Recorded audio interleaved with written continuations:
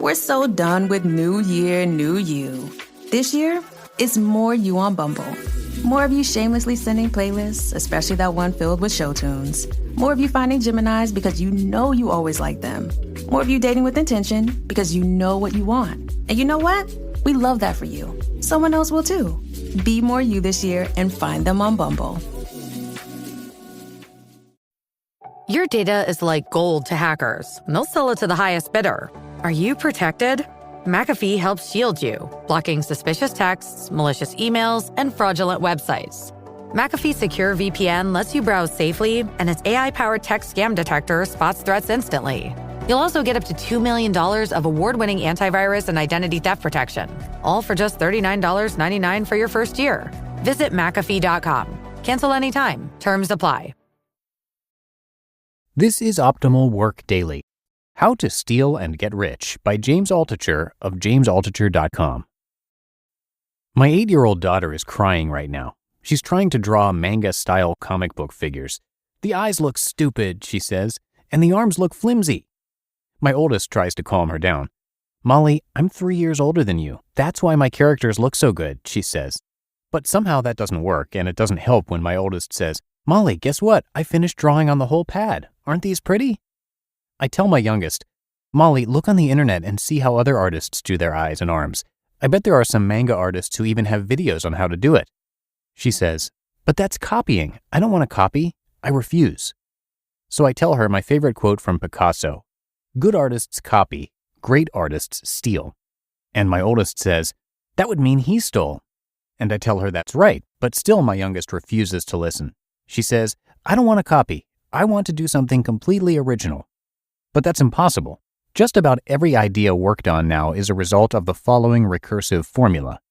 NIX equals NI1 plus NI2 plus NI3 plus MI, where NI equals new idea and NI1, NI2, etc. equals various new ideas as of yesterday, and MI, which could be a tiny component of the whole equation, is my improvement, which again might be minimal or zero at best.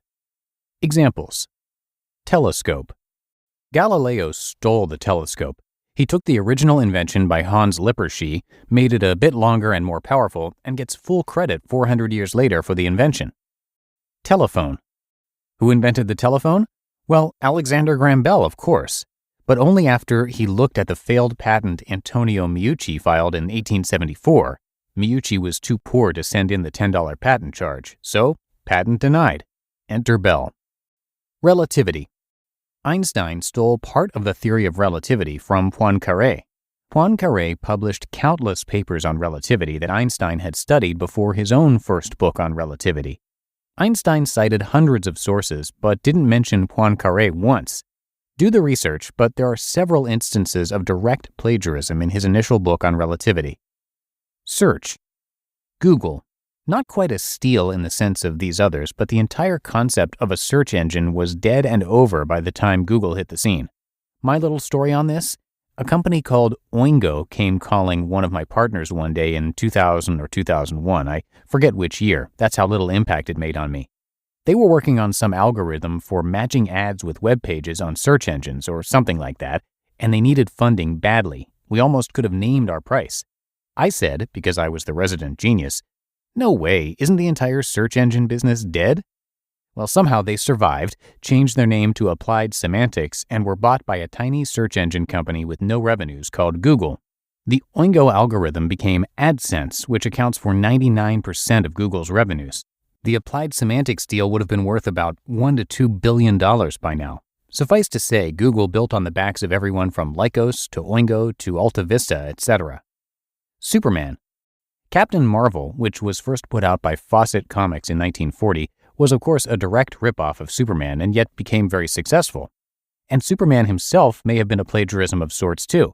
5 years before the first Superman came out, Jerry Siegel, Superman's creator, reviewed the book Gladiator about a boy growing up in rural America who had superpowers. Siegel claimed in 1940 that Gladiator had not been an inspiration. He did not, at that point, note his 1932 review of the book. Declaration of Independence. Thomas Jefferson directly plagiarized John Locke when he wrote the Declaration of Independence. James Madison even admitted later, quote, "The object was to assert, not to discover truths," end quote. Chess. Bobby Fischer learned Russian when he was 14 years old so he could steal ideas from the Russian chess players in the magazine 64. He used those opening ideas to win the U.S. championship at the age of 15 in the mid-1950s. Art.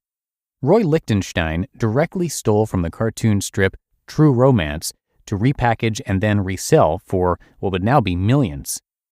Star Wars. Whether you call it inspiration or plagiarism, George Lucas took ideas from everything from Taoism to Asimov's Foundation series to Joseph Campbell, Greek mythology, King Arthur, etc. Vonnegut.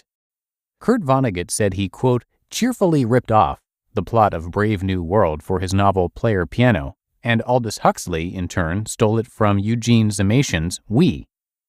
Groupon and every other business. Almost all current successful internet businesses are the result of lifting and improving the ideas from past businesses. Groupon is a direct descendant of the failed Paul Allen company Mercata, remember? Facebook, remember GeoCities, or heaven forbid, Tripod? And why didn't the World Wide Web worm succeed? That's the first search engine that I can think of. Comedy. In stand-up comedy, stealing or improving on routines has been common. Robin Williams was constantly accused of this early in his career, and his reply was that he was so stream of consciousness he sometimes had no idea where the ideas were coming from. In other words, they were coming from his friends, even minutes after their acts. Bill Cosby has admitted stealing some jokes from George Carlin. Rosie O'Donnell was known to borrow from Jerry Seinfeld early in their careers. Sam Kinison has accused Bill Hicks of joke thievery, who in turn has accused Dennis Leary of stealing parts of his routine. 3 a.m. I personally think Comedy Central's show Insomnia is somewhat of a ripoff of my 3 a.m. idea for HBO, particularly since I pitched the idea to Comedy Central first. Unfortunately, stealing is not a shortcut to success.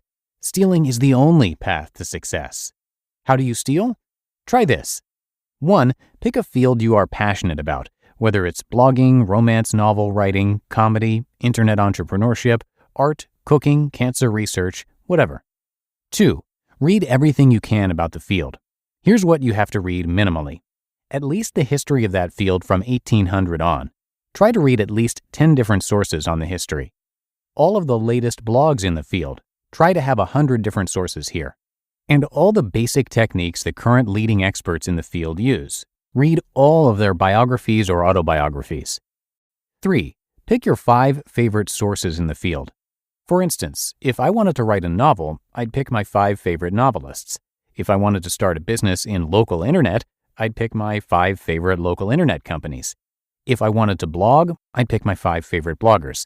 If I wanted to be a management consultant, I'd steal directly from Peter Drucker, Jim Collins, etc. 4. Get one element that you like from each source.